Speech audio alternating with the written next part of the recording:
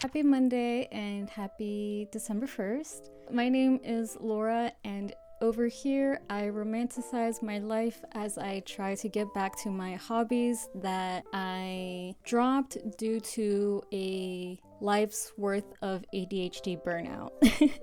As you guys saw, I already did my beginning of the month routine where I printed out my calendar, set my dates, and I did my monthly tarot spread off camera again. But I did want to share that I am actually moving on to a new journal. It's really rare when I actually finish a journal all the way to the last page. And technically, I think I still have 5 blank pages left in my green journal, more or less, but because it's the first of the month, I just wanted to go ahead and switch to a new one, basically. I decided to do a new monthly spread in this journal just to kind of test it out. I saw this spread in my CBT ADHD workbook that my therapist required me to buy once we started working on my ADHD. So here it is. On this side, I have another monthly calendar where I write basically everything. Everything's the same. Writing it down everywhere really helps me remember these dates because I even have it in my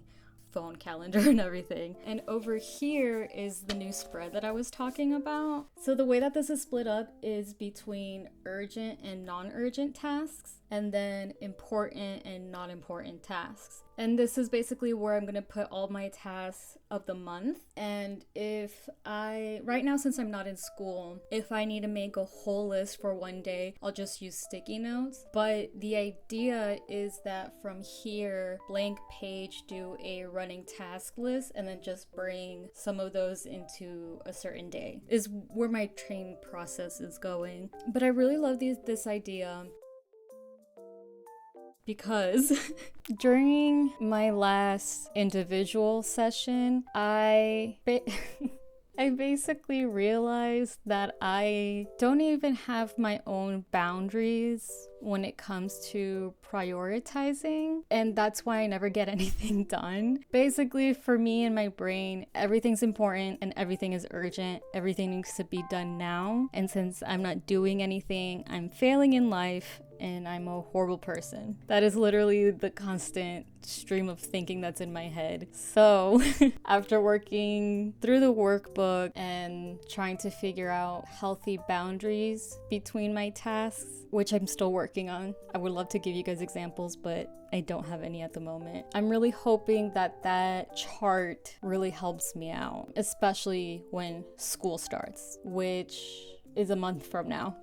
I have been working on my thesis as usual. I decided to tackle the hardest task that I have here in my to-do list. As of now, we have 3 things left to do. And while this may not be the longest one, it is the hardest one because I have to summarize the Mexican Revolution while still being within my page limit, even though I'm still technically past my page limit. I am so stressed. She literally said, "Laura, you can't just have 2 pages worth of the Mexican Revolution." And I'm like, I get that, but there's literally nothing else to say about it. It's so simple in a sense that even the stuff that I look up online, it all boils down to 1 page if you don't want to go into detail of like important figures and like these minute details. And that's not important to me because it's just an introduction thing. Like, I'm just giving background to what's important for the rest of my thesis. You don't need to know who was the 5th commander in a certain battalion and so on and so forth. I mean, at least this version has more details and it's better written, but it's still just 2 pages. Not even 1.5 pages. And I don't know what to do.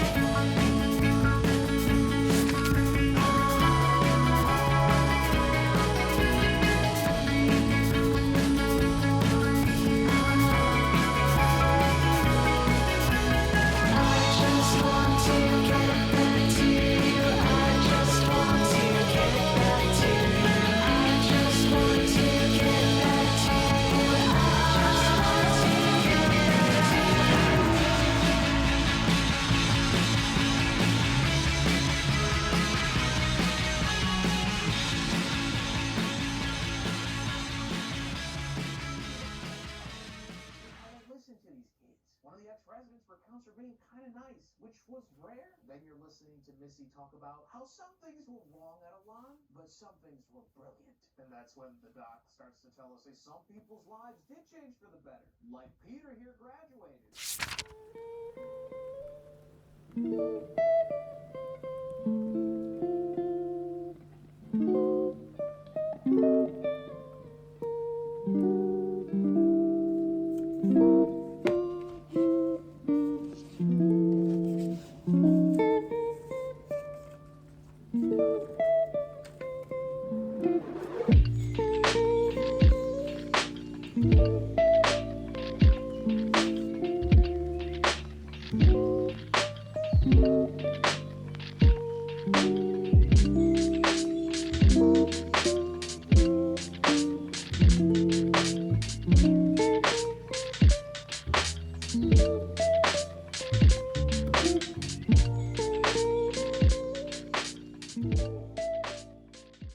Happy Tuesday. If anybody is catching up with any of my vlogs, I know I had mentioned that I was going to try to do December dailies, but I got really sick over the weekend, and that kind of obviously halted me being able to just vlog in general. So I'm not going to do that anymore, but hopefully I'll be able to at least upload twice a week, just a little bit more frequent. Who knows?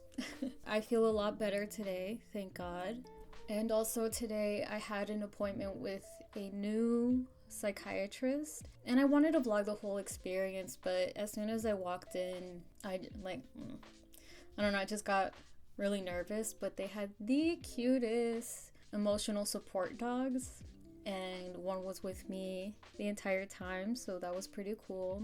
This new psychiatrist was highly recommended by my therapist, so I walked in with high hopes, I guess a little high expectations, but this new psychiatrist also doesn't think that I have ADHD, and it's kind of discouraging just because, my therapist has training to diagnose and point these things out, and I've gotten an actual evaluation done, an actual psychological evaluation done, which, to be fair, I forgot to send her my results of that, but I guess I'm just a little tired of feeling invalidated or whatever. At least with this one, I have a better vibe with. I don't know if that's the right word, but I like her a lot more. I like her office a lot more. I think I'm gonna stick with her a little longer and see, because obviously we talked way more than just about my ADHD, so testing things out or whatever. But yeah, it is just a little disappointing that hearing another invalidation, and that's why your mental health isn't really at its highest at this point, but hopefully this is something that I could get through right away. I just wrote a reminder in my planner to send her those test results. I also ended up needing to move my due date and meeting with my thesis director to next week because of the fact that I was so sick over the weekend that I couldn't finish my drafts, and I still have 2 tasks left. So that is what we will be working on this whole week.